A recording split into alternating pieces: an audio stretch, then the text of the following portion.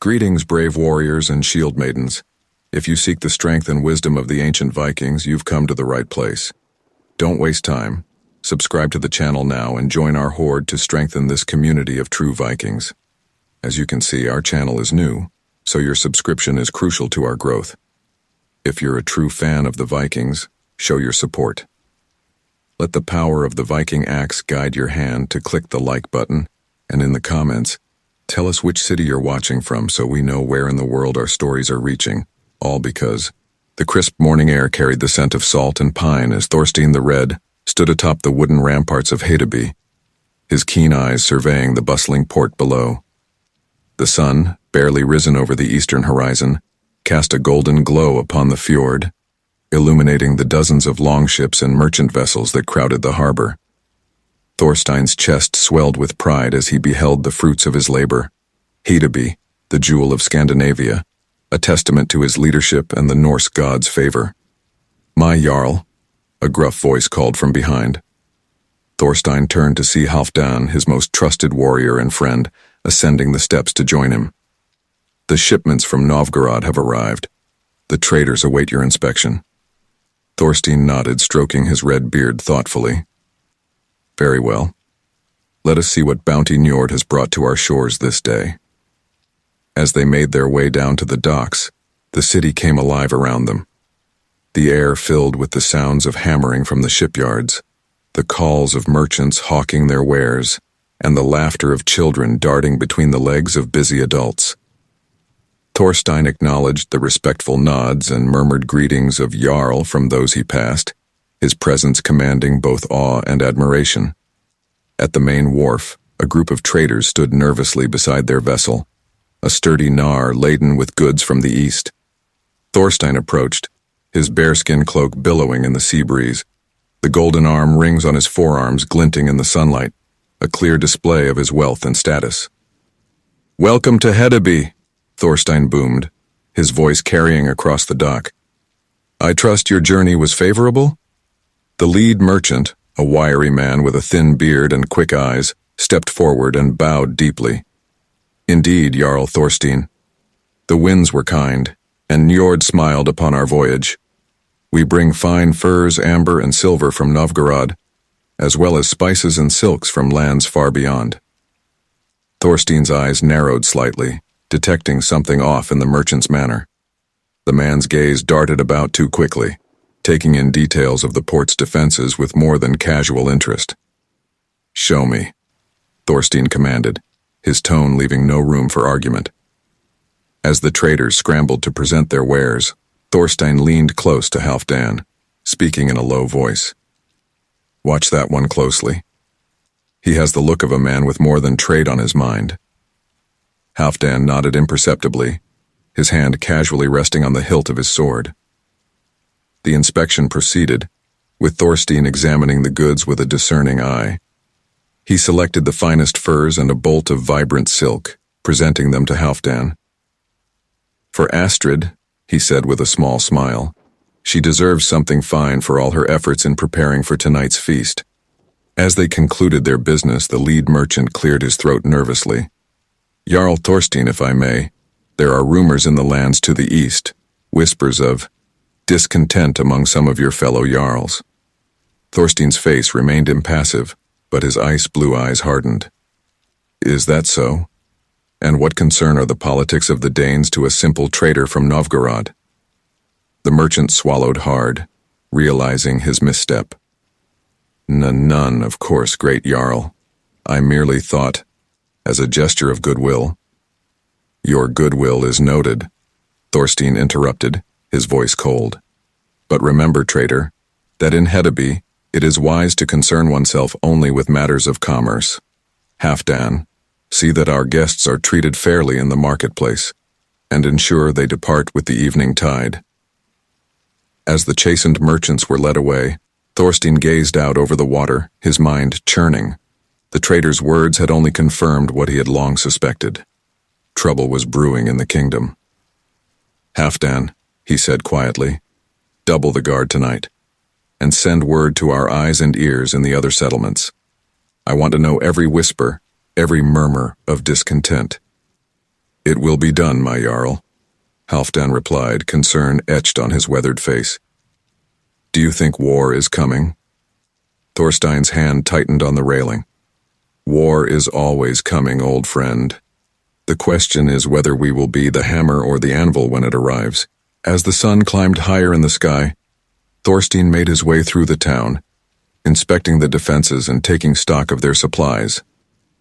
The people of Hedeby went about their daily lives, unaware of the storm clouds gathering on the horizon. Children played at mock battles with wooden swords, women gossiped as they worked their looms, and the smell of fresh bread wafted from the bakeries. In the great hall, Thorstein found his wife, Astrid, overseeing the preparations for the evening's feast. Her golden hair was braided intricately, adorned with silver beads, and her keen green eyes missed nothing as she directed the servants. My love, Thorstein called, presenting her with the gifts. A token of my appreciation for your hard work. Astrid's face lit up as she ran her hands over the soft fur and fine silk. They're beautiful, Thorstein. The feast will be one to remember, I promise you. He pulled her close, inhaling the scent of lavender that always clung to her hair. I have no doubt. But Astrid, we must talk. There are rumblings. She placed a finger on his lips, silencing him gently. Not now, my bear. Tonight is for celebration and showing the strength of Hedeby. Tomorrow, we will face whatever challenges the gods have in store for us. Thorstein nodded, marveling at her wisdom and strength. In Astrid, he had not just a wife, but a true partner in rule. As the day wore on, Thorstein found himself drawn to the temple of the gods. The wooden structure stood on the highest point of Hedeby, its intricately carved pillars reaching towards Asgard. Inside, the air was heavy with the scent of incense and the metallic tang of sacrificial blood. Thorstein knelt before the statue of Odin, the All-Father, his head bowed in reverence. Great Odin, he murmured, grant me the wisdom to lead my people through the trials to come, and if it be my weird to fall in battle, let it be with honor, that I may feast in Valhalla. As he rose, Thorstein felt a sense of calm settle over him. Whatever challenges lay ahead, he would face them with courage and cunning, as befitted a true Viking Jarl. The sun began to set, painting the sky in hues of orange and purple. The great hall filled with the sounds of merriment as Hedeby's nobles and honored guests gathered for the feast. Thorstein sat at the high table, Astrid at his side, watching as mead flowed freely and platters of roasted meat were passed around. Yet even as he laughed and raised his horn in toasts, Thorstein's mind was alert, noting every whispered conversation, every meaningful glance between his thanes. The feast was more than mere celebration. It was a display of power, a reminder to all of Hedeby's wealth and Thorstein's generosity. As the night wore on and the skalds began to recite tales of ancient heroes, Thorstein leaned close to Astrid. Tomorrow, he whispered, we prepare for war. Astrid squeezed his hand, her eyes reflecting the firelight and a determination that matched his own. Tomorrow, she agreed softly. But tonight, we show them why Hedeby is worth fighting for. And so, under the watchful eyes of their Jarl and his lady, the people of Hedeby celebrated, unaware that this night of plenty might be their last before the storm broke upon their shores. The longhouse stood silent and dark against the moonless night, its massive timbers casting long shadows in the flickering torchlight. Inside, the air hung heavy with the scent of smoke and tension, as 5 figures huddled around a central hearth, their faces half hidden in shadow. These were the rival Jarls, men of power and ambition, gathered in secret to plot the downfall of Thorstein the Red and his prized jewel, Hedeby. Jarl Bjorn Ironside, a bear of a man with a scarred face and cold eyes, leaned forward, his voice a low growl. For too long has Thorstein hoarded the wealth of Hedeby. It's time we took what is rightfully ours. Murmurs of agreement rippled through the group, but Jarl Sigurd the Cunning raised a hand for silence. His thin face was creased with thought as he spoke. Thorstein is no fool. He has fortified Hedeby well, and his warriors are loyal. We cannot hope to take the city by force alone." "Then what do you propose, Sigurd?" spat Jarl Eric Bloodaxe, his hand instinctively tightening on the haft of his axe. "Shall we sit idly by while Thorstein grows fat on the riches of our land?" Sigurd's lips curled into a sly smile. "Not idle, no. But neither shall we rush in like berserkers without a plan. I have connections in lands to the south. Men of war who fight not for honor but for gold." The other Jarls leaned in, intrigued. Jarl Gorm the Old, his white beard quivering with excitement, whispered, "Mercenaries. From the Holy Roman Empire." Sigurd nodded. "Their tactics are different from ours, but their steel is sharp, and their loyalty is to the highest bidder. With their aid we can overwhelm Hedeby's defenses." The final member of the group, Jarl Hakon the Black, had remained silent until now. His voice, when he spoke, was like gravel. "And what of the aftermath? Once Hedeby falls, how do we divide the spoils?" A tense silence fell over the group. This was the question that had prevented their alliance in the past. The fear that one among them would seize power for himself once Thorstein was defeated. Bjorn Ironside stood, his massive frame casting a shadow over the others. "We will divide Hedeby's wealth equally among us. And as for rule..." He paused, his eyes gleaming in the firelight. "We shall let the gods decide. A holmgang after our victory. The winner takes the throne of Hedeby." The other Jarls exchanged glances, weighing the proposal. It was Sigurd who finally nodded. "Agreed, but we must swear an oath, bound by the gods themselves, that we will abide by this decision." One by one the Jarls stood, drawing their blades. In the flickering light of the hearth, they swore a solemn oath, calling upon Odin, Thor, and Tyr to witness their pact. Blood was drawn, mingling in a shared bowl, sealing their alliance in the old way. As the conspirators dispersed into the night, none noticed the small figure that slipped away from the shadows of the longhouse, silent as a ghost. Miles away in the bustling marketplace of Hedeby, young Bjorn, son of Thorstein, wandered between the stalls, his eyes wide with wonder at the exotic goods on display. At 12 winters, he was on the cusp of manhood, eager to prove himself worthy of his father's name. As he paused to admire a finely crafted sword, his keen ears caught a snippet of hushed conversation from a nearby alley. "The Jarls have agreed. The attack will come before the first frost." Bjorn's heart raced. He pressed himself against the wall, straining to hear more. "And the mercenaries?" "Already on their way. Hedeby will fall, and Thorstein with it." The boy's blood ran cold. Traitors in Hedeby plotting against his father. He had to warn him. Bjorn turned to run, but in his haste he knocked over a stack of clay pots. The crash echoed through the marketplace. "Who's there?" a gruff voice called out. Panic gripped Bjorn as he fled, dodging between startled shoppers and leaping over crates. Behind him, he could hear the pounding of feet and angry shouts. His lungs burned as he raced through the winding streets, praying to Thor for speed. Finally, gasping for breath, he burst into the great hall where his father sat in council with his thens. All eyes turned to him as he stumbled forward. "Father," Bjorn cried, his voice cracking with urgency. "Betrayal. I heard. In the market. They planned to attack." Thorstein rose swiftly, concern etched on his face. He gripped his son's shoulders, steadying him. "Slow down, Bjorn. Tell me everything you heard." As Bjorn recounted the conversation, the hall grew silent. Thorstein's face darkened with each word, while his advisors exchanged worried glances. When Bjorn finished, Thorstein turned to Halfdan. "Double the patrols. I want every stranger in Hedeby questioned, and send word to our allies. We may soon have need of them."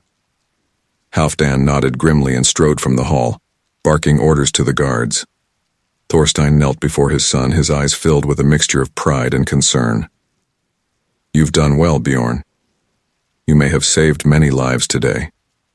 Bjorn straightened, his chest swelling with his father's praise. "I want to help defend Hedeby, father. Let me fight alongside you." A sad smile crossed Thorstein's face. "You will have your chance for glory, my son." But not yet. For now, I need you to be my eyes and ears in the city. Can you do that for me? Disappointed but determined, Bjorn nodded. I won't let you down, father. As Bjorn left the hall, Thorstein turned to his remaining advisors, his voice low and urgent. We must prepare for the worst. If the other Jarls have united against us, and with foreign mercenaries at their command. One of the older Thenns spoke up, his voice quavering. Perhaps we should seek terms, Jarl Thorstein. Surely some compromise can be reached. Thorstein's eyes flashed dangerously. Compromise? With oath-breakers and cowards who hide behind foreign swords? No, we will meet them with Nordic steel and show them the error of their ways. He strode to the great map of the region spread across a table, his mind already formulating strategies. Send word to the shipyards. I want every able-bodied man and woman preparing for war. We'll turn Hedeby into a fortress that would make the gods themselves think twice before attacking. As his Thenns hurried to carry out his orders, Thorstein found himself alone in the hall. He approached the high seat, running his hand along the intricately carved armrest. How many Jarls had sat here before him? How many had faced challenges like this? Give me strength, All-Father, he murmured. Let my actions bring honor to my name and protection to my people. Outside, the sun was setting, casting long shadows across Hedeby. In homes and taverns, people went about their evening routines, unaware of the storm gathering on the horizon. But in the great hall, and in the hidden places where conspirators whispered, the first moves of a deadly game were being made. Thorstein the Red stood at the threshold of his greatest challenge. The fate of Hedeby and of his entire people would be decided in the days to come. As night fell over the city, he steeled himself for the battles ahead, both on the field and in the shadowy world of politics and betrayal. The winds of war were rising, and Hedeby stood at its center. The air hung heavy with the scent of pine and sea salt as Thorstein the Red stood atop the eastern watchtower, his keen eyes scanning the horizon. The first rays of dawn painted the sky in hues of orange and pink, but the Jarl's heart was far from the beauty before him. For 3 days the forest surrounding Hedeby had been eerily quiet, like the calm before a storm. My Jarl, a gruff voice called from behind. Halfdan, his most trusted warrior, climbed the last few steps of the tower. The scouts have returned. Thorstein turned, his face etched with concern. And? Halfdan's weathered face was grim. Enemy forces have been spotted, moving through the forests to the east and south. They're probing our defenses, looking for weaknesses. A muscle twitched in Thorstein's jaw.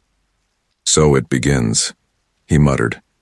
Raising his voice, he called to the guards below. Sound the alarm, all warriors to their posts. The deep resonant tone of the war horn echoed across Hedeby, shattering the morning calm. Within moments, the city erupted into a flurry of activity as men and women rushed to their assigned positions, weapons in hand. Thorstein descended the tower, Halfdan at his heels. We need to disrupt their supply lines, the Jarl said, his mind already formulating a plan. Gather our best raiders. We strike before they can fully mobilize. As they reached the courtyard, they found Bjorn, Thorstein's young son, already there, struggling to don his armor. The boy's face was a mixture of excitement and fear. Father, Bjorn called out, I'm ready to fight. Thorstein's heart clenched at the sight of his son, so eager for battle, yet so unprepared for its horrors. He placed a hand on Bjorn's shoulder. Not yet, my son. I have a more important task for you. Disappointment flashed across Bjorn's face. But father, I can fight. I've been training. I know, Thorstein interrupted gently, but I need you to help protect the people inside the walls. Can you do that for me? Bjorn hesitated, then nodded solemnly. I won't let you down, father. As Bjorn hurried off to his assigned post, Astrid approached, her golden hair braided for battle, a shield strapped to her arm. The women and children are being moved to the inner keep, she reported, and I've organized teams to support the warriors on the walls. Thorstein pulled her close, inhaling the familiar scent of lavender in her hair.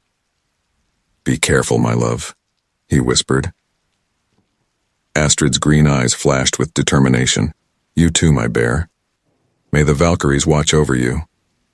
With a final embrace, Thorstein turned to his assembled warriors. 50 of Hedeby's finest stood before him, their faces set with grim determination. "Men of Hedeby," he called out, his voice carrying across the courtyard. "The enemy thinks to catch us unawares, to find us weak and unprepared. Let us show them the error of their ways." A roar of approval went up from the assembled warriors. Thorstein raised his axe high. "For Hedeby, for glory." The gates of Hedeby creaked open, and Thorstein led his warband into the misty forests.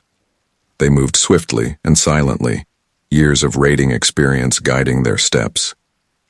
As they neared the enemy encampment, Thorstein signaled for his men to spread out. The first sign of the enemy came in the form of a lone sentry, leaning against a tree. Before the man could raise the alarm, Halfdan's arrow found his throat. He fell with a gurgle, and the Vikings surged forward. The camp erupted into chaos as Thorstein's raiders fell upon the unsuspecting enemy. Swords clashed, axes bit deep, and war cries filled the air. Thorstein found himself in the thick of the fight, his axe rising and falling in a deadly rhythm. "Thorstein!" a voice bellowed over the din of battle. The Jarl turned to see a massive warrior pushing through the melee, his eyes blazing with hatred. It was Bjorn Ironside, one of the rival Jarls. "Traitor!" Thorstein spat, raising his shield just in time to deflect a mighty blow from Bjorn's sword. The two Jarls circled each other, their weapons ringing as they clashed again and again. Bjorn was stronger, but Thorstein was quicker, his axe finding gaps in his opponent's defense. "Hedeby will fall," Bjorn growled, blood streaming from a cut above his eye. "And you with it?" Thorstein didn't waste breath on a reply. He feinted left, then spun right, his axe biting deep into Bjorn's thigh. The rival Jarl roared in pain and stumbled backward. Before Thorstein could press his advantage, a horn blasted through the forest. Reinforcements were coming. "Fall back!" Thorstein shouted to his men. "Back to Hedeby!" As they retreated through the woods, Thorstein's heart raced. They had bloodied the enemy's nose. But at what cost? The real battle was yet to come. The raiders burst from the tree line, sprinting for Hedeby's gates. Behind them, the shouts and war cries of the pursuing enemy grew louder. Arrows whistled past, thudding into shields and the wooden walls of the city. As the last of his men made it through the gates, Thorstein turned to survey the battlefield. The forests around Hedeby were alive with movement as enemy forces emerged from the trees. Among them, he spotted figures in unfamiliar armor, the mercenaries from the Holy Roman Empire. Halfdan appeared at his side, breathing heavily. "We bloodied them, my Jarl, but there are more than we anticipated." Thorstein nodded grimly. "We've won the first skirmish, old friend, but the real battle is yet to come." He clasped Halfdan's shoulder. "Make sure the wounded are tended to.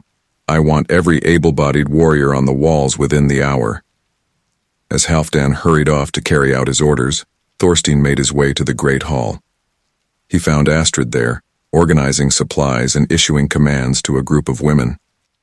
"How bad?" she asked, her eyes searching his face.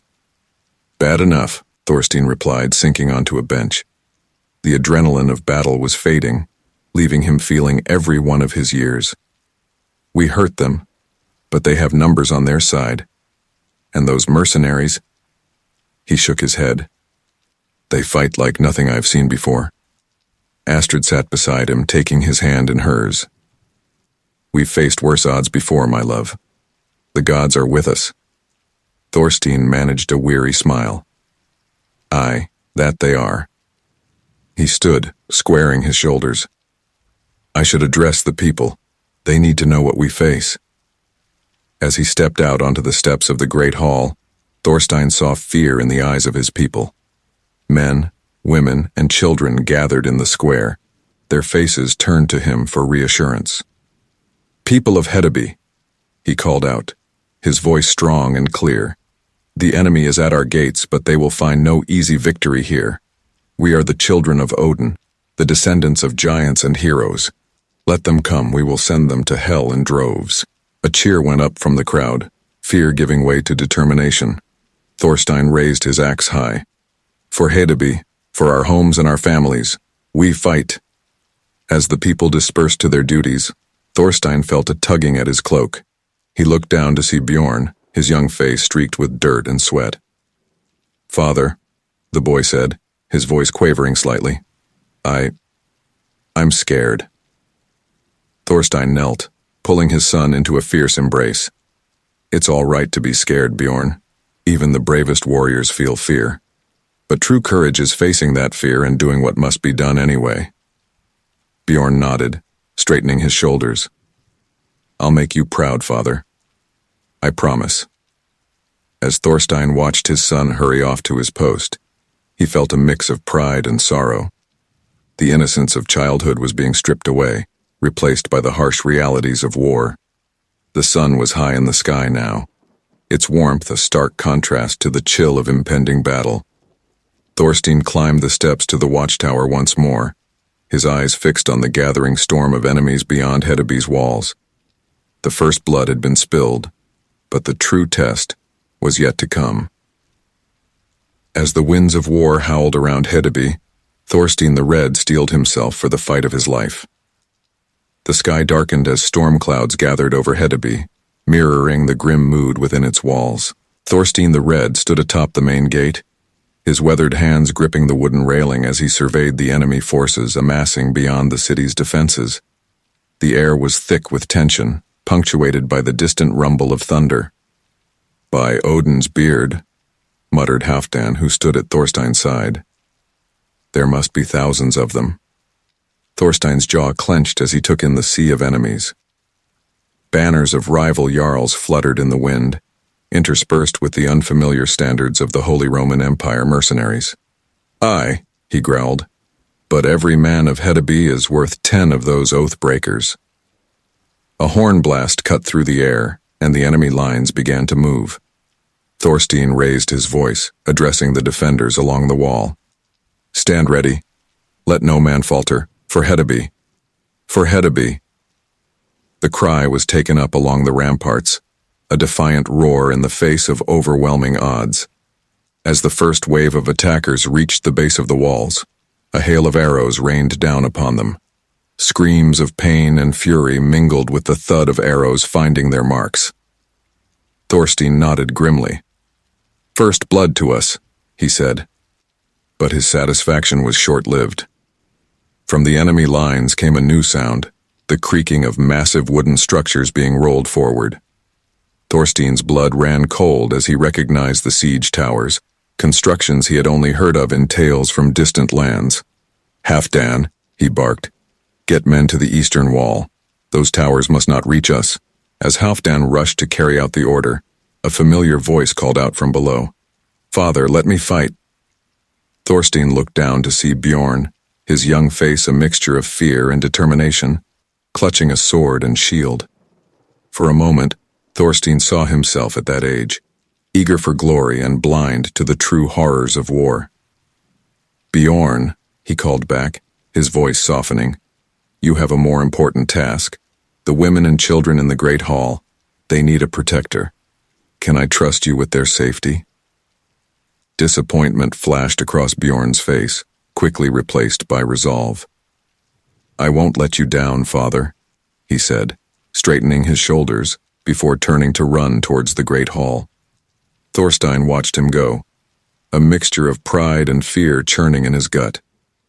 He had little time to dwell on it, however, as a great crash signaled the first siege tower reaching the wall.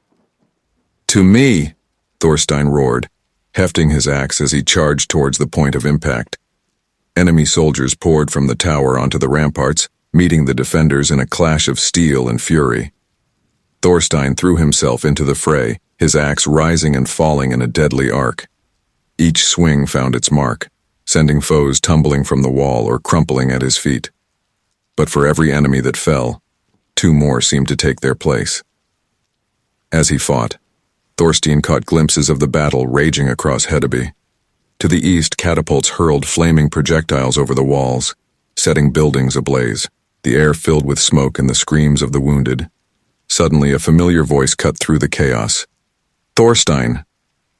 The Jarl turned to see Astrid fighting her way towards him, her shield spattered with blood and her sword flashing in the dim light. "The eastern gate," she gasped as she reached him. "It's breached. They're pouring in." Thorstein's heart sank.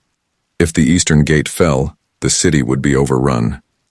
He turned to the warriors around him. "Hold this wall," he commanded. "Astrid, with me." Together, they fought their way down from the ramparts and through the streets of Hedeby. Everywhere, chaos reigned. Buildings burned, and civilians fled in terror as enemy soldiers pushed deeper into the city. As they neared the eastern gate, they found a scene of carnage. The massive wooden doors lay shattered, and a fierce battle raged in the narrow street. At the center of the melee, Thorstein spotted Halfdan, bleeding from multiple wounds but still fighting with the fury of a cornered wolf. "For Hedeby," Thorstein bellowed as he and Astrid plunged into the fight. Their sudden appearance rallied the defenders, who fought with renewed vigor.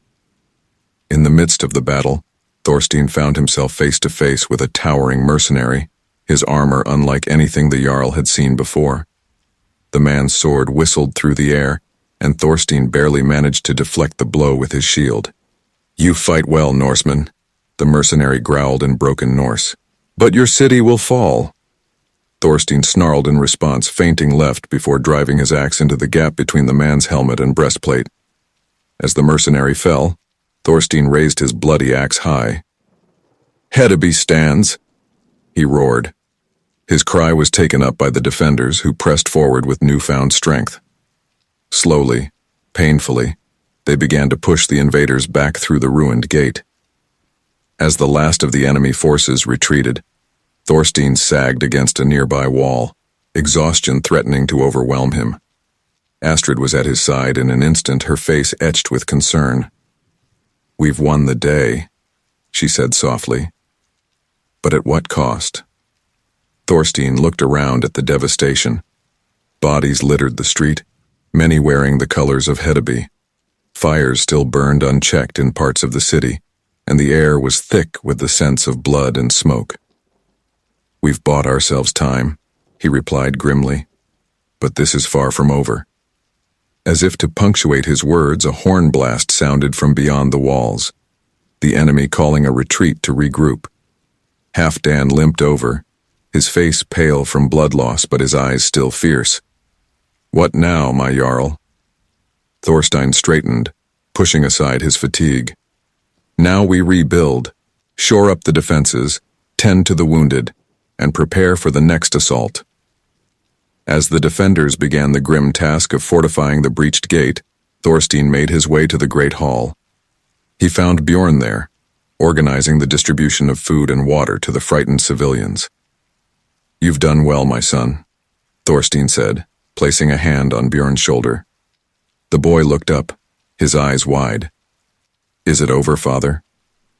Thorstein's heart ached at the innocence in his son's voice. "No, Bjorn. I fear it's only beginning, but you've shown great courage today. Your mother would be proud." At the mention of his late wife, Thorstein felt a familiar pang of grief. He pushed it aside, focusing on the tasks at hand. As night fell over Hedeby, Thorstein stood once more atop the walls, watching the enemy campfires flicker in the distance. Astrid joined him, slipping her hand into his. "What are you thinking?" she asked softly. Thorstein was silent for a long moment before responding. "I'm thinking of the price of victory, of the lives lost today, and those we'll lose tomorrow. And I wonder if it's a price too high." Astrid squeezed his hand. "We fight for our home, for our people. There is no higher cause." Thorstein nodded, drawing strength from her words and her presence. As the stars appeared in the night sky, he sent a silent prayer to Odin, asking for the wisdom to lead his people through the dark days ahead. The siege of Hedeby had begun, and Thorstein the Red knew that the true test of his leadership was yet to come. But as he stood there, with the woman he loved by his side and the city he'd sworn to protect at his back, he felt a flicker of hope. Whatever challenges the dawn might bring, They would face them together. The dawn broke over Hedeby, painting the sky in hues of blood and fire. Thorstein the Red stood atop the battered eastern wall, his eyes heavy from lack of sleep, surveying the damage wrought by yesterday's assault. The air was thick with the acrid smell of smoke and the metallic tang of blood. "My Jarl," a voice called from behind. Thorstein turned to see Astrid approaching, her golden hair matted with dirt, and her armor still stained from yesterday's battle. Despite the weariness etched on her face, her green eyes burned with determination. "Word from our scouts," she continued, coming to stand beside him. "Ships have been spotted on the horizon. They fly friendly colors." A flicker of hope ignited in Thorstein's chest. "The Vikings?" he asked, scarcely daring to believe it. Astrid nodded, a small smile playing at her lips. "It seems your diplomacy has paid off, my love. They come to honor their alliance." Thorstein let out a breath he hadn't realized he'd been holding. The Vikings were renowned warriors. Their arrival could turn the tide of this siege. But as he opened his mouth to speak, a horn blast cut through the morning air. The enemy was on the move again. "Rally the defenders," Thorstein commanded, his voice carrying across the ramparts. "We must hold until our reinforcements arrive." As warriors rushed to their positions, Thorstein felt a tug at his cloak. He looked down to see Bjorn, his young face set with grim determination. "Father," the boy said, his voice steady despite the fear in his eyes, "let me fight with you today." Thorstein's heart clenched. He knelt down, placing his hands on his son's shoulders. "Bjorn, my brave wolf, your time will come.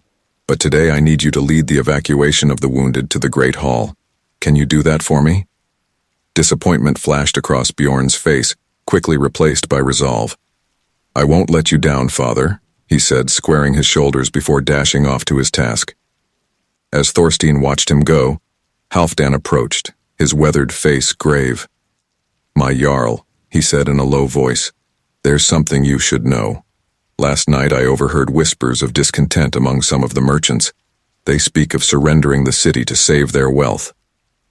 Anger flared in Thorstein's chest, hot and fierce. "Cowards and traitors," he spat. "We'll deal with them after we've repelled this attack. For now, keep a close eye on them." Halfdan nodded and moved off to organize the archers. Thorstein turned his attention back to the approaching enemy forces. The rival Jarls had learned from yesterday's assault.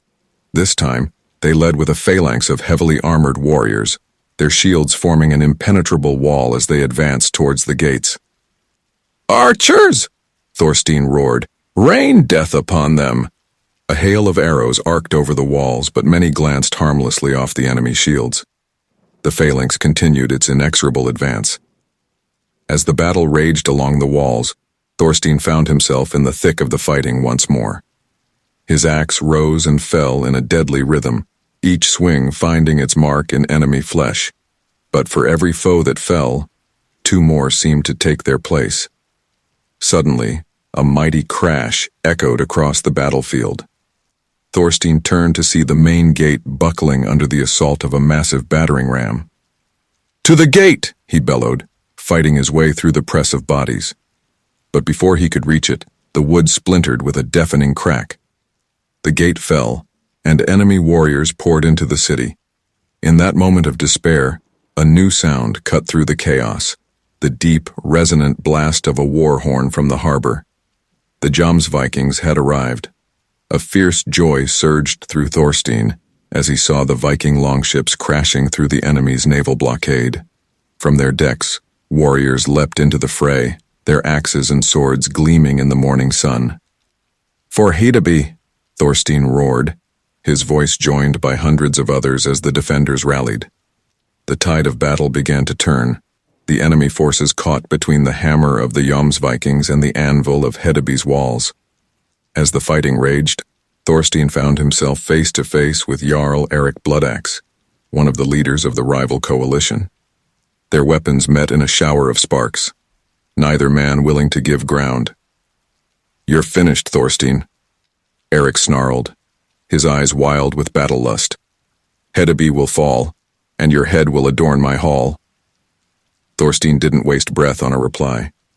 He feinted left, then spun right, his axe biting deep into Eric's side. The rival Jarl stumbled, his face twisted in pain and shock. Hedeby stands, Thorstein growled, delivering the final blow. As Eric fell, a cry went up from the enemy forces. Deprived of their leader, their resolve began to crumble. The Vikings pressed their advantage, driving the invaders back through the ruined gate. By midday, the last of the enemy forces had retreated, leaving the fields around Hedeby littered with their dead. Thorstein stood in the courtyard of the great hall, accepting the oaths of fealty from the Viking captains. "We are honored to fight alongside you, Jarl Thorstein," their leader, a grizzled warrior named Styrbjorn, declared. "The tales of your valor will be sung in our halls for generations to come." Thorstein clasped Styrbjorn's arm, his heart swelling with gratitude and pride. "Hedeby owes you a debt we can never repay," he said. "You will always be welcome within our walls." As the Vikings dispersed to help with the city's defenses, Astrid approached, her face grave despite their victory. "What troubles you, my love?" Thorstein asked, noting the worry in her eyes. Astrid glanced around before leaning in close. "The merchants Halfdan warned us about," she whispered. "They're missing, and so is a significant portion of our food stores." Cold fury washed over Thorstein. In the chaos of the battle, the traitors had seized their opportunity. "Find them," he growled. "Bring them to me alive if you can, but do not let them escape." As Astrid hurried off to organize the search, Thorstein felt a presence at his side. He turned to see Bjorn, his young face smudged with soot but beaming with pride. "We did it, father," the boy exclaimed. "We drove them back." Thorstein managed to smile, ruffling his son's hair. "Aye, that we did. You played your part well, Bjorn. Your mother would be proud." As night fell over Hedeby, Thorstein stood once more atop the walls, gazing out at the enemy campfires flickering in the distance. The day's victory had bought them time, but he knew the siege was far from over. Halfdan joined him, his grizzled face solemn in the moonlight. "What now, my Jarl?" he asked. Thorstein was silent for a long moment before responding. "Now we prepare. We've bloodied their nose, but they'll be back, and in greater numbers. And we have traitors in our midst to root out." He turned to his old friend, his eyes hard with resolve. "Send word to our allies. Call in every favor, every oath. If we're to survive this, we'll need every sword we can muster." As Halfdan moved off to carry out his orders, Thorstein's gaze returned to the horizon. The future was uncertain, fraught with danger and betrayal. But as he stood there, the taste of victory still sweet on his tongue, Thorstein the Red felt a fierce determination take hold. Hedeby would stand, no matter the cost. The sun hung low on the horizon, casting long shadows across Hedeby's battered walls. 5 days had passed since the arrival of the Vikings. 5 days of uneasy quiet as both sides licked their wounds and prepared for the next clash. Thorstein the Red stood atop the western watchtower, his keen eyes scanning the enemy encampment beyond the city's walls. "They're up to something," he muttered, more to himself than to Halfdan, who stood silently at his side. As if in answer to his words, a low rumbling sound began to build from the enemy lines. Thorstein's blood ran cold as he saw what emerged from the morning mist. Massive wooden structures, wheeled and towering, pushed forward by scores of men. "Siege towers," Halfdan breathed, his weathered face paling. "By the gods, where did they get such things?" Thorstein's jaw clenched. "The mercenaries. They've brought the ways of the south to our shores." He turned to his old friend, his voice urgent. "Sound the alarm. Get every able-bodied man and woman to the walls, and find Astrid. I want her overseeing the defense of the eastern gate." As Halfdan rushed to carry out his orders, Thorstein's gaze returned to the approaching towers. They were unlike anything he had ever faced, their tops bristling with archers and their bases protected by thick wooden shields. Behind them, he could see the glint of sunlight on metal, the enemy's main force, ready to pour through any breach the towers could create. The deep, resonant tone of Hedebe's war horn shattered the morning calm. Within moments, the city erupted into a flurry of activity as defenders rushed to their positions. Thorstein made his way down from the tower, his mind racing with strategies and contingencies. As he reached the courtyard, he found Bjorn waiting for him, the boy's face a mixture of excitement and fear. "Father," he called out, "let me fight this time. I'm ready, I swear it." Thorstein knelt before his son, placing a hand on his shoulder. "Bjorn, my brave wolf," he said, his voice gentle but firm, "your time will come. But today, I need you to lead the bucket lines. If those towers reach our walls, fire will be our best defense. Can I count on you?" Disappointment flashed across Bjorn's face, quickly replaced by determination. "Yes, father. I won't let you down." As Bjorn ran off to organize the bucket lines, Thorstein felt a presence at his side. He turned to see Astrid, her golden hair braided for battle, and her eyes bright with fierce resolve. "The eastern gate is secured," she reported. "But Thorstein, the food stores, they're lower than we thought. If this siege continues much longer..." Thorstein nodded grimly. The betrayal of the merchants had cost them dearly. "We'll deal with that after we've repelled this attack. For now, we fight." A great crash from the walls cut off any further discussion. The first of the siege towers had reached Hedebe's defenses. Thorstein raised his axe high, his voice carrying across the courtyard. "For Hedebe, for our homes and our families, we fight." The answering roar from the defenders shook the very foundations of the city. Thorstein charged towards the nearest stairway, Astrid at his side, as enemy soldiers began to pour from the siege towers onto Hedebe's walls. The clash of steel on steel filled the air as the defenders met the invaders in a furious melee. Thorstein threw himself into the fray, his axe rising and falling in deadly arcs. Each swing found its mark, sending foes tumbling from the wall or crumpling at his feet. But for every enemy that fell, two more seemed to take their place. As he fought, Thorstein caught glimpses of the battle raging across Hedebe's defenses. To the east, he saw Styrbjorn and his Vikings holding the line against a surge of enemy forces. To the west, Halfdan led a group of archers, their arrows finding gaps in the enemy's armor with deadly precision. Suddenly, a familiar voice cut through the chaos. "Thorstein, behind you!" The Jarl spun just in time to see a towering mercenary bearing down on him, a massive two-handed sword raised high. Thorstein raised his shield, but the force of the blow drove him to one knee. The mercenary grinned savagely, raising his sword for the killing stroke. But before the blow could fall, a blur of motion interposed itself between Thorstein and his attacker. Astrid stood there, her sword flashing in the sunlight as she parried the mercenary's strike. "Not today, you Roman dog," she snarled, her blade finding the gap between the man's helmet and breastplate. As the mercenary fell, Thorstein regained his feet, a fierce pride swelling in his chest. "Well fought, my love," he said, clasping Astrid's arm briefly before they both turned back to the battle. The fighting raged on, hour after bloody hour. The defenders of Hedebe fought with the desperation of those protecting their homes and loved ones, while the invaders pressed forward with the confidence of superior numbers and equipment. As the sun reached its zenith, Thorstein found himself near the western wall, where the fighting was thickest. The defenders were being pushed back, the sheer weight of enemy numbers threatening to overwhelm them.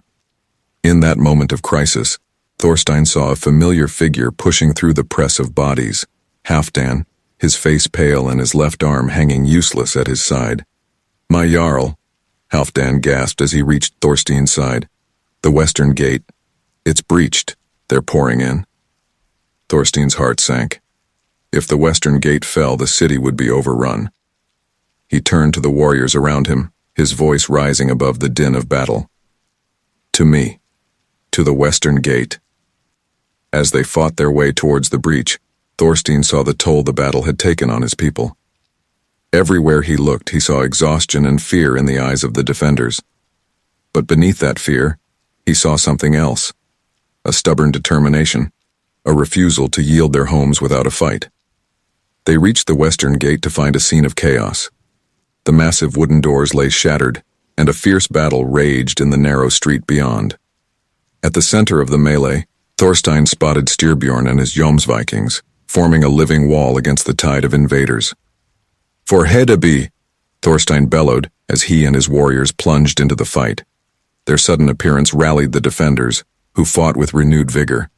In the midst of the battle, time seemed to slow for Thorstein. He saw Halfdan fall, a spear thrust taking him in the chest. He saw Astrid, her sword a blur of motion as she held off 3 attackers at once. And he saw Bjorn, his young face streaked with soot and sweat, leading a group of townspeople and hurling burning pitch onto the enemy. As the sun began to set, painting the sky in hues of red and gold, Thorstein found himself back-to-back with Styrbjorn, both men bleeding from multiple wounds but still fighting with the fury of cornered wolves. "It's been an honor, Jarl Thorstein," Styrbjorn grunted, his axe cleaving an enemy's skull. Thorstein nodded grimly, parrying a sword thrust before countering with a deadly strike of his own. "The honor is mine, my friend. Whatever happens, let them sing of this day in the halls of Valhalla." As darkness fell over Hedeby, the outcome of the battle hung in the balance. The defenders had been pushed back to the very heart of the city, but they refused to yield. The invaders, bloodied and weary, seemed to lose some of their earlier confidence in the face of such determined resistance. In that moment of uncertainty, a horn blast cut through the night, not from the enemy lines, but from the harbor. Thorstein's heart leapt as he recognized the sound. Reinforcements had arrived. As fresh warriors poured into the city, the tide of battle began to turn. The invaders, caught between the hammer of the new arrivals and the anvil of Hedeby's determined defenders, began to falter. By the time the moon rose over Hedeby, the last of the enemy forces had been driven from the city. The cost had been high. The streets ran red with blood, and the air was thick with the smoke of burning buildings. But Hedeby still stood. As the cheers of victory rose around him, Thorstein found himself in the great hall, surrounded by his closest advisors and allies. The room fell silent as he spoke, his voice hoarse from battle but filled with determination. "We've won the day," he said, his eyes meeting those of each person in the room. "But this fight is far from over. The enemy will regroup, and they will return. We must be ready." He turned to Astrid, who stood at his right hand. "Send word to every ally we have. Call in every favor, every oath. If we're to survive this, we'll need every sword, every shield." As the others moved to carry out his orders, Thorstein found himself alone with Bjorn. The boy's face was streaked with tears and soot, but his eyes shone with a new understanding. "You fought bravely today, my son," Thorstein said softly, pulling Bjorn into a fierce embrace. "Your mother would be proud." As father and son stood there, amid the aftermath of battle, Thorstein felt a mix of emotions wash over him: pride in his people's resilience, grief for the fallen, and a grim determination for the challenges that lay ahead. The siege of Hedeby was far from over, but they had survived the darkest day. Whatever the future held, they would face it together. The pale light of dawn crept over Hedeby's battered walls, revealing the devastation wrought by yesterday's battle. Thorstein the Red stood in the great hall, his weary eyes surveying the grim faces of his advisors and captains. The air was thick with the smell of smoke and despair. "We cannot hold," Styrbjorn, the Jomsviking leader, said bluntly. His once immaculate armor was dented and bloodstained. "The walls are breached in too many places. Our warriors are exhausted. And the food." He trailed off, his eyes meeting Thorstein's with a mix of respect and sorrow. Thorstein's jaw clenched as he fought back the tide of emotions threatening to overwhelm him. Anger at the betrayal that had cost them their food stores, grief for the fallen, and a deep, gnawing fear for the future of his people. "What would you have me do?" he growled, his voice low and dangerous. "Surrender? Let those oath-breakers and their foreign dogs take Hedeby?" Astrid stepped forward, her golden hair matted with blood and grime. "No one is suggesting surrender, my love," she said softly, placing a hand on his arm. "But we must think of the people. If we stay, we doom them all to death or slavery." The truth of her words hit Thorstein like a physical blow.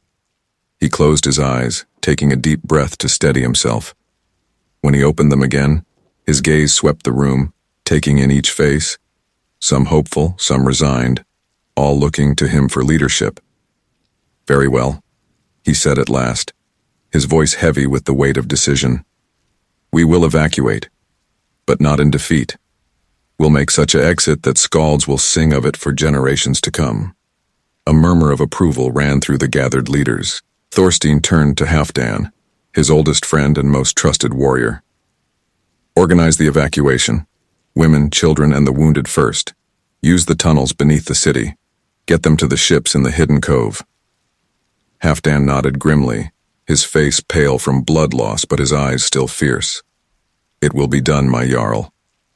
"Styrbjorn," Thorstein continued, "your Vikings will form the rear guard. Hold the walls as long as you can. Make the enemy pay dearly for every step they take in Hedeby."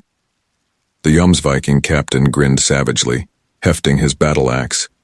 "With pleasure, Jarl Thorstein. We'll give them a battle to remember us by."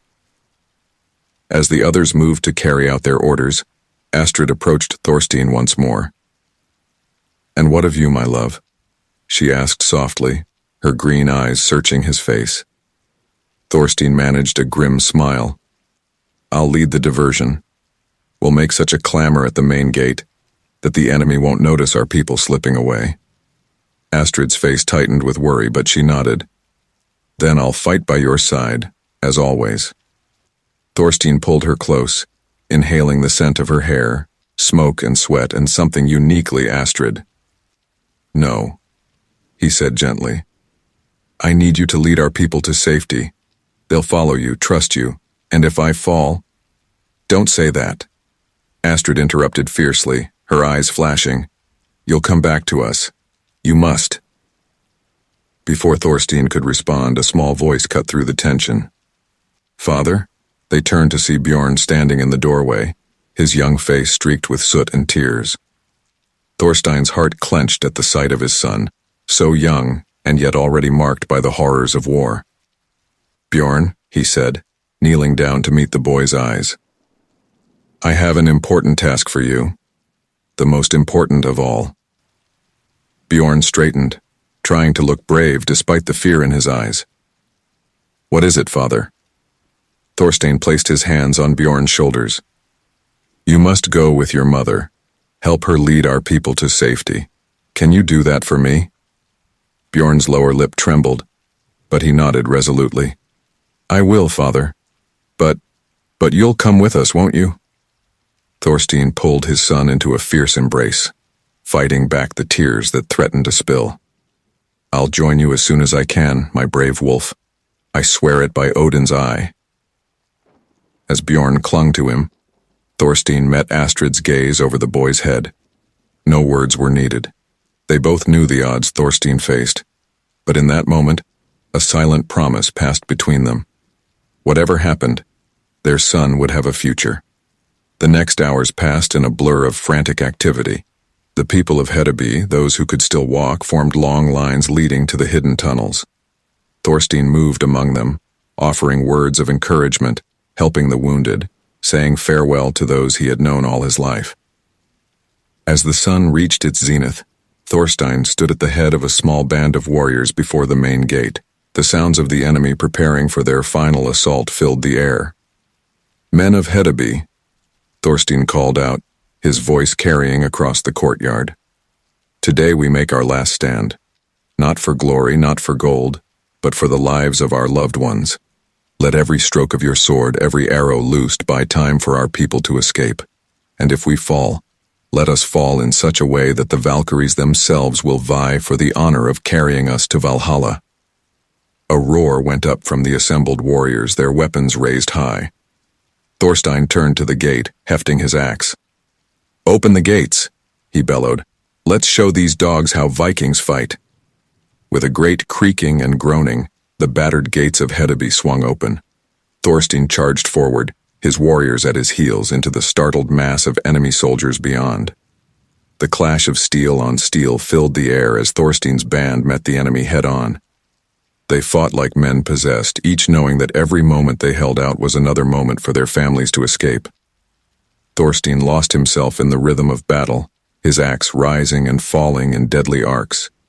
He caught glimpses of familiar faces around him, Halfdan fighting despite his wounds, Styrbjorn, his Jomsvikings forming an impenetrable wall of shields and blades. But slowly, inevitably, they were pushed back. The sheer weight of enemy numbers began to tell. Thorstein saw his warriors fall one by one, until only a handful remained. As they retreated into the city, fighting for every step, Thorstein caught sight of a familiar figure on the walls, Jarl Erik Bloodaxe, one of the leaders of the rival coalition. Their eyes met across the battlefield, and Thorstein felt a surge of cold fury. With a roar of defiance, Thorstein charged towards Erik, cutting down any who stood in his path. The two Jarls met in a clash of steel and will, their weapons ringing out above the din of battle. "Your city burns, Thorstein," Erik snarled, his face twisted with malice. "Your people flee like rats. Where is your pride now?" Thorstein didn't waste breath on a reply. He feinted left, then spun right, his axe biting deep into Erik's side. The rival Jarl stumbled, his face a mask of shock and pain. "Hedeby's spirit lives on," Thorstein growled, delivering the final blow. "Long after your bones are dust, our saga will be told." As Erik fell, a horn blast cut through the chaos, the signal that the evacuation was complete. Thorstein's heart soared even as exhaustion threatened to overwhelm him. "Fall back," he roared to his remaining warriors. "To the tunnels." They fought their way through the burning streets of Hedeby, the enemy hot on their heels. At the entrance to the secret passage, Thorstein turned for one last look at the city he had called home. Hedeby was burning, its proud walls breached, its streets running red with blood. But as Thorstein plunged into the darkness of the tunnel, he carried with him the knowledge that his people lived on.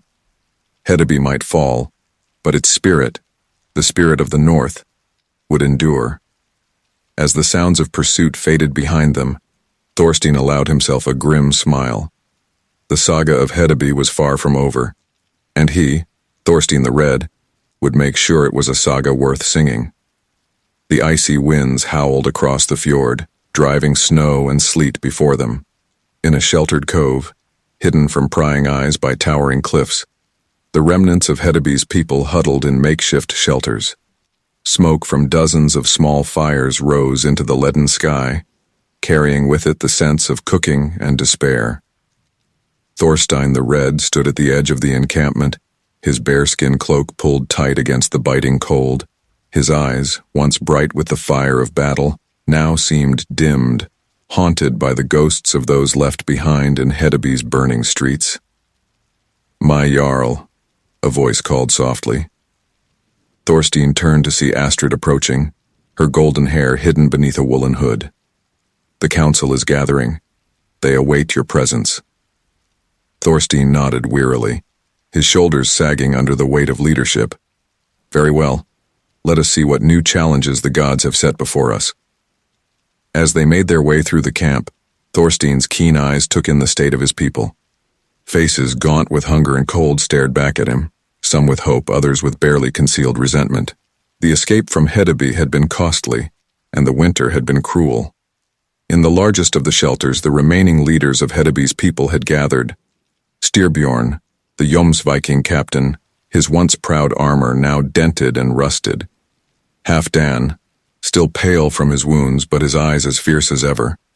And others, merchants and craftsmen who had risen to positions of authority in this new, harsh reality.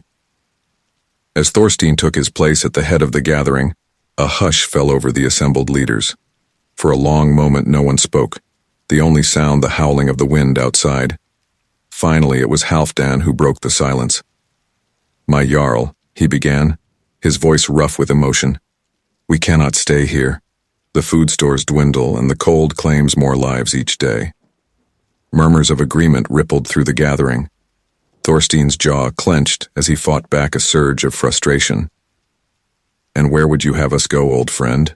The enemy patrols the coast, and the inland tribes would as soon kill us as help us. Perhaps, Styrbjorn interjected, leaning forward, it is time we considered sailing west, to the lands of England or Ireland. There, we could rebuild, start anew. The suggestion sparked a heated debate among the council members. Some argued passionately for the plan, seeing it as their only hope for survival. Others railed against abandoning their ancestral lands, even in the face of certain death. Through it all, Thorstein remained silent, his mind churning with the weight of the decision before him.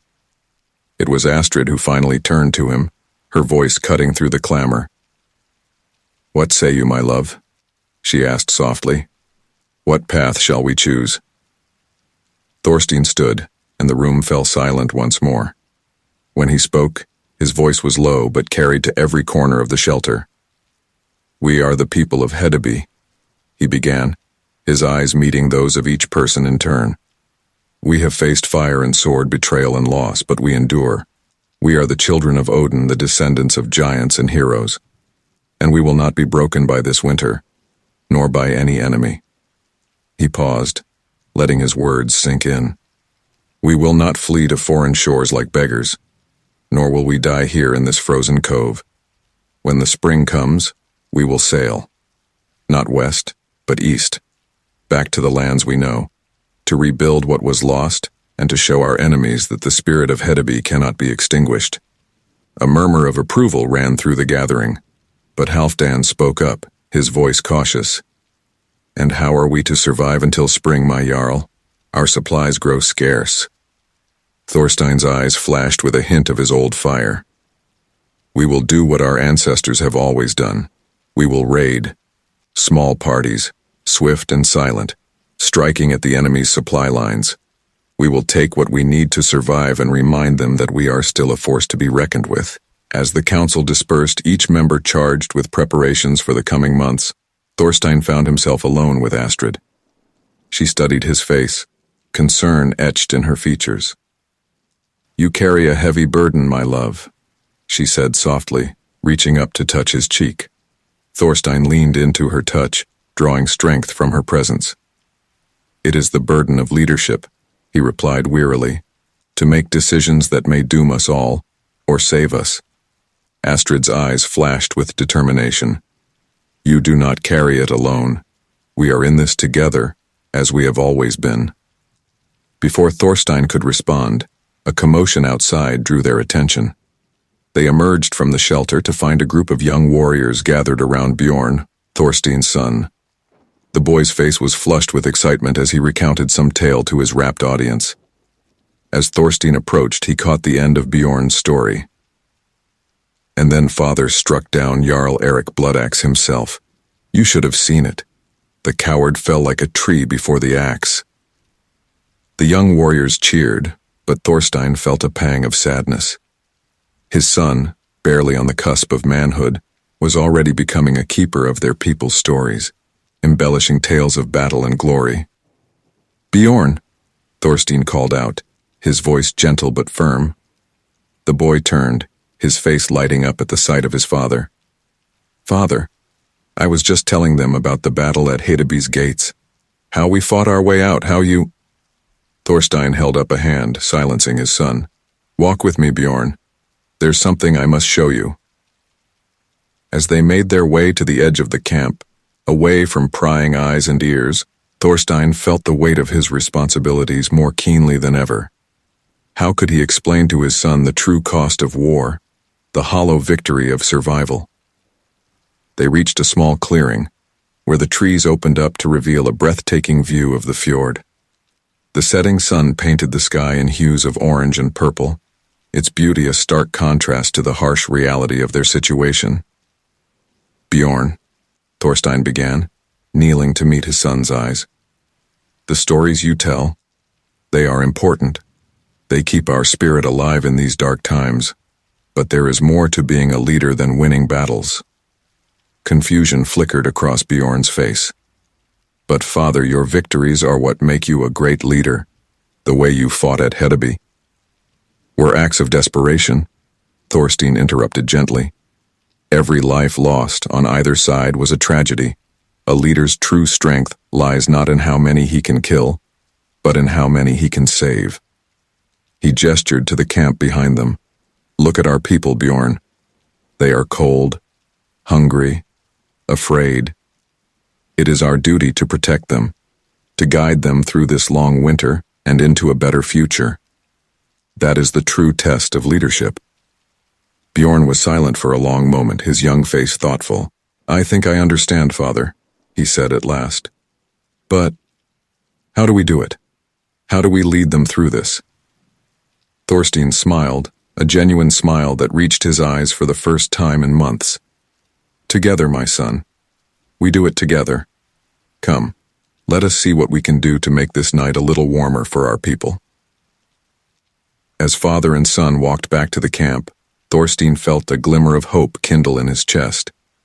The winter ahead would be long and hard, but they would face it as one people, bound by shared hardship and unbreakable spirit. The saga of Hedeby was far from over, and in the hearts of its people, in the stories told around flickering fires, the dream of rebirth and renewal burned bright against the darkness of winter. The first rays of spring sun broke through the clouds, casting a golden glow over the fjord. Thorstein the Red stood at the prow of his longship, his weathered hands gripping the dragon-headed stem post. Behind him, a fleet of ships stretched out across the calm waters, each laden with the remnants of Hedeby's people and their meager possessions. A good wind, my Jarl, Halfdan said, coming to stand beside his old friend. Njord smiles upon our journey. Thorstein nodded, his eyes fixed on the horizon. Let us hope the other gods are equally generous. We'll need all their favor for what lies ahead. As if in answer to his words, a cry went up from one of the rear ships. Sails! Sails to the west! Thorstein's hand went to the hilt of his sword, his body tensing for battle. But as the distant ships drew closer, he recognized the banner they flew, the raven flag of Styrbjorn and his Jomsvikings. Relief washed over Thorstein as the Jomsviking ships pulled alongside. Styrbjorn himself called out, his voice carrying across the water. Hail, Jarl Thorstein. Did you think to begin this great adventure without us? A rare smile crossed Thorstein's face. I thought you Jomsvikings had had your fill of our troubles, old friend. Styrbjorn laughed, a booming sound that lifted the spirits of all who heard it. And miss the chance to be part of a saga? Never. We sail with you to victory or Valhalla. As the expanded fleet set sail, Thorstein felt a presence at his side. He turned to see Astrid, her golden hair whipping in the wind, her green eyes bright with a mixture of hope and apprehension. Do you truly believe we can rebuild, my love? She asked softly. After all we've lost. Thorstein pulled her close, drawing strength from her presence as he had so many times before. We must, he replied. For our people, for our son, for the memory of all those who fell defending Hedeby.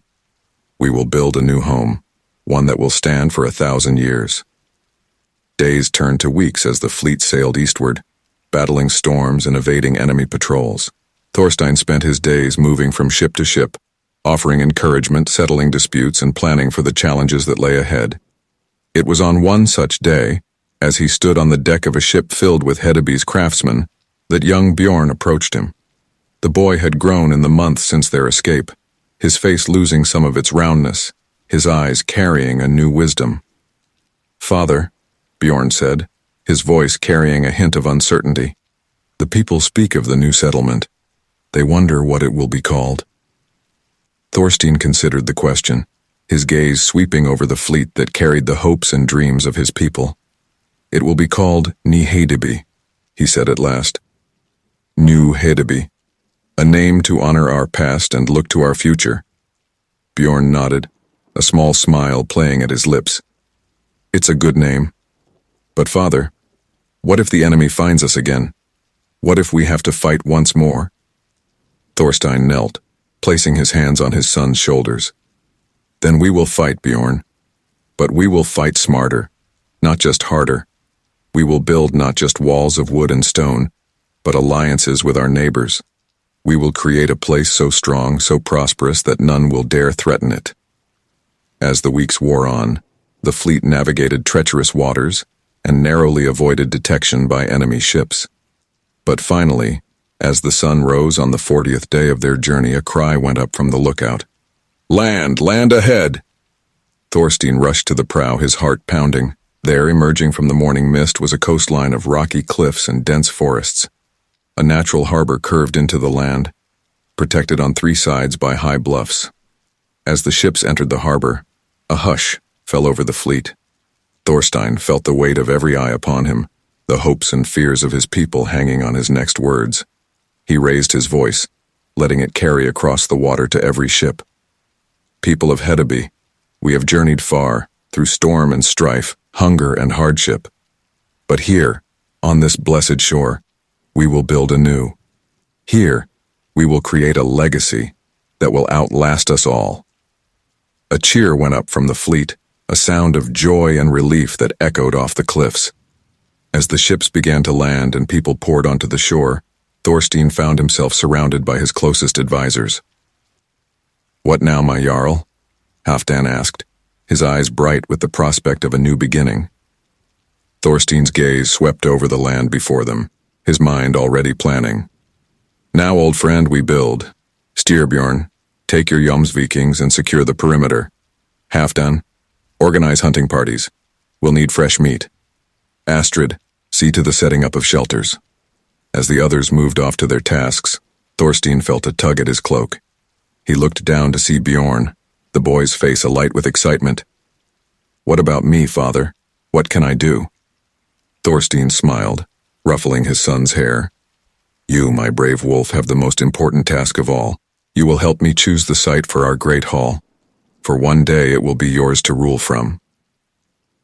As father and son walked up the beach, surveying the land that would become their new home, Thorstein felt a sense of peace settle over him. The road ahead would be hard, filled with challenges and setbacks. But here, in this moment, he allowed himself to hope. The sun climbed higher in the sky as the people of Hedeby set about the task of building their new home. The sound of axes biting into wood filled the air, mingling with the calls of seabirds and the laughter of children playing on the beach. As the day wore on, Thorstein found himself atop a high bluff overlooking the harbor. Astrid joined him, slipping her hand into his. "It's beautiful," she said softly, gazing out at the scene below. Thorstein nodded, his throat tight with emotion. "It is, and it's ours." As the sun began to set, painting the sky in hues of orange and purple, Thorstein raised his horn high. "To Hedeby," he called out, his voice carrying to every corner of the fledgling settlement. "May it stand for 1,000 years." The answering roar from his people shook the very cliffs, a sound of defiance and hope that seemed to echo across the centuries. That night, as fires blazed along the shore and the sounds of celebration filled the air, Thorstein stood before his people. Skalds had already begun to compose verses about their journey, and as the first lines of the saga of Hedeby were sung, Thorstein felt a swell of pride. They had lost much, but they had not been broken. From the ashes of Hedeby, a new legacy was rising. And as Thorstein looked out at the faces of his people, tired but hopeful, battered but undefeated, he knew that whatever challenges lay ahead, they would face them together. The saga of Hedeby had ended, but the saga of Hedeby was just beginning, and it would be a tale worth singing for generations to come.